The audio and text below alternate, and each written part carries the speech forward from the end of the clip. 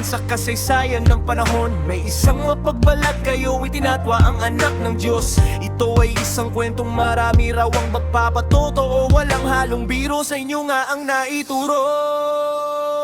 Bumuo ng kasalanan, ayon sa aklat ng banal, banalan pinagkaluloo ang anak ng Diyos, upang sa krus ay maipako gaano katotoo. Sino ang dapat ipako sa aklat, hindi natuto? Siya si Judas, Judas ang kanyang pangalan, sa batas siyang saksi sa kasinungalingan. Judas ang kanyang pangalan, isa siyang makasalanan, sinubok ng Diyos sa kanyang katapatan.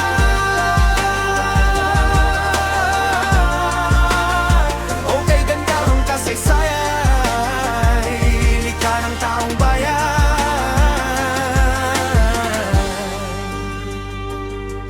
Noong unang panahon, mga kwento'y parang kahon. Bawat kabanata, bawat alaala, tila ay nasusukat sa panahon. Kung may pagkakataon, bakit hindi binigyan ng tamang panahon? Tunay na Judas nandito pa rin magbasa hanggang ngayon.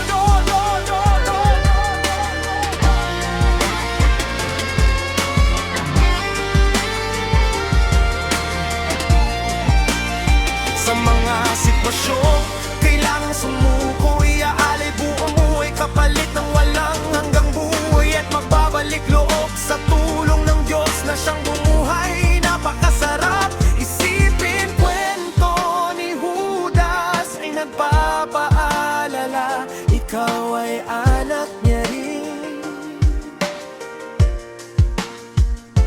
Balat kayo